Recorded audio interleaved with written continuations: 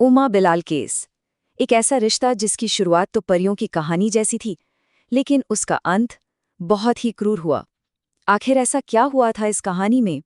इस पूरी कहानी के केंद्र में देखिए, 3 चौंकाने वाली बातें हैं। एक सिर कटी लाश, एक कातिल जो दूल्हा बनने की तैयारी में था, और एक ऐसा परिवार जिसके लिए उनकी अपनी बेटी 13 साल पहले ही मर चुकी थी। तो इस पूरे मामले की शुरुआत होती है एक सिर कटी लाश के राज से। सोचिए, एक ऐसी खौफनाक खोज जिसने पुलिस को पूरी तरह से उलझा कर रख दिया, क्योंकि उनके पास ना तो कोई पहचान थी और ना ही कोई सुराग। तारीख थी 7 दिसंबर 2025। जगह हरियाणा के यमुनानगर की एक बिल्कुल शांत सी नर्सरी। और वहीं पर कुछ ऐसा मिला जिसने एक बहुत बड़े और उलझे हुए मामले की परतें खोलनी शुरू कर दीं। तो जब पुलिस क्राइम सीन पर पहुंची तो जो उन्होंने देखा वो सच में दिल दहला देने वाला था। झाड़ियों के अंदर एक जवान औरत की सिर कटी लाश, शरीर पर अंडरगारमेंट्स के अलावा और कुछ भी नहीं। मतलब पहचान का कोई तरीका ही नहीं। पुलिस के हाथ एकदम खाली थे। बस पोस्टमार्टम रिपोर्ट से एक बात साफ हुई कि मौत गला घोटने से हुई थी। अब पुलिस के सामने सबसे बड़ी चुनौती थी पहचान करना, जो कि लगभग नामुमकिन सा लग रहा था। क्यों? क्योंकि आसपास के सिर्फ 3 जिलों में पिछले 10 दिनों के अंदर 54 जवान लड़कियां लापता थीं। अब सोचिए, इतने बड़े आंकड़े के बीच एक लाश की पहचान करना सच में भूसे के ढेर में सुई खूंजने जैसा ही था। लेकिन जब सारे रास्ते बंद लग रहे थे, तभी पुलिस को एक बहुत ही अहम सुराग मिला।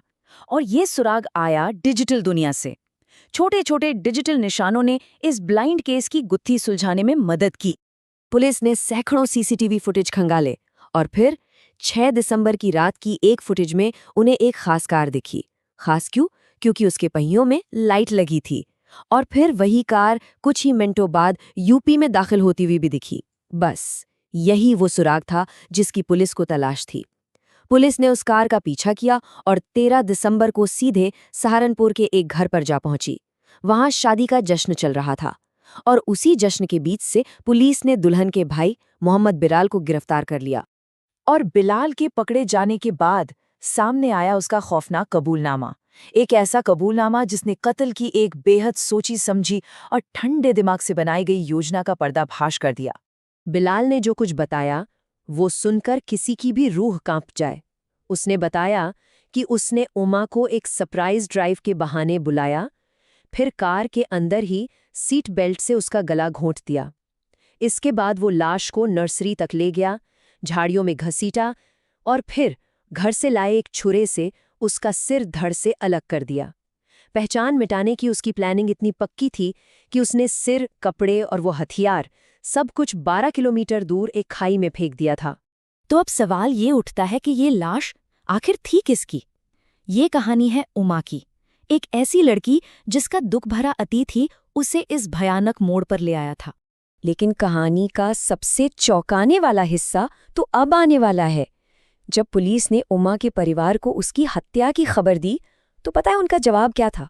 उनका जवाब शायद किसी ने सोचा भी नहीं होगा।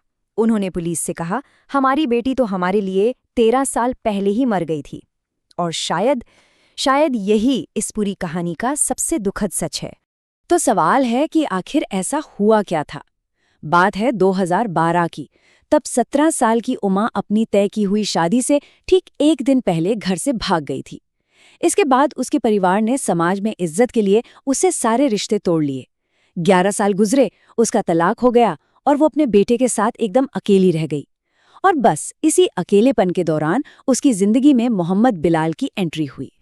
तो फिर सवाल उठता है, बिलाल ने उसे मारा क्यों? चलिए अब धोखे के उस खौफनाक अंत की वजह को समझते हैं। जानने की कोशिश करते हैं कि इस क्रूर काम के पीछे का क्यों क्या था। असल में बिलाल एक दोहरी जिंदगी जी रहा था। एक तरफ थी उमा की दुनिया, जहां उसने उमा से प्यार और शादी का वादा किया हुआ था। उमा उसे अपना होने वाला पति मानती थी। और दूसरी तरफ थी बिलाल की अपनी दुनिया, जहां उसने अपने परिवार से ये रिश्ता पूरी तरह छिपा रखा था और उसकी शादी किसी और लड़की से तय हो चुकी थी। मतलब साफ है, उसके लिए उमा सिर्फ एक टाइम पास थी। तो कत्ल का मकसद अब शीशे की तरह साफ था। 14 दिसंबर को बिलाल की शादी होनी थी। उमा उस पर वादे के मुताबिक शादी करने का दबाव डाल रही थी। बिलाल को डर था कि अगर उमा ने सबको बता दिया तो उसकी शादी टूट जाएगी और समाज में बदनामी होगी। और सबसे बड़ी बात, वो ये भी जानता था कि उमा को कोई ढूंढेगा नहीं, क्योंकि उसके अपने परिवार ने ही तो उसे अकेला छोड़ दिया था। लेकिन क्या इस कहानी में सिर्फ बिलाल ही गुनाहगार है? अगर हम इस मामले को और गहराई से देखें तो हमें समाज के कुछ खामोश गुनाहगार भी नजर आते हैं। वो समाजी हालात जिन्होंने इस अपराध के लिए जमीन तैयार की। अब ये खामोश गुनाहगार क्या होता है? देखिए, ये कोई इंसान या कोई सामाजिक हालत हो सकती है जो सीधे सीधे तो कोई जुर्म नहीं करती, लेकिन एक ऐसी लाचारी का माहौल बना देती है जिसमें जुर्म आसानी से हो जाता है।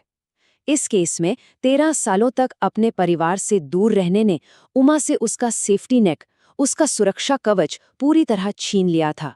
एक बहुत ही गहरी बात कही जाती है कि एक डांटने वाला माता पिता एक शोक मनाने वाले माता पिता से बेहतर है। जरा सोचिए, अगर उसके परिवार ने उससे रिश्ता ना तोड़ा होता तो क्या होता? शायद शायद आज वो जिंदा होती। उनके गुस्से ने, उनकी नाराजगी ने उमर से उसका सुरक्षा कवच छीन लिया और बिलाल जैसे शख्स ने इसी लाचारी का फायदा उठाया। और आखिर में ये पूरी कहानी हमें एक बहुत ही मुश्किल और असहज सवाल के साथ छोड़ जाती है। क्या समाज की झूठी इज्जत एक सिर कटी लाश से ज्यादा कीमती है?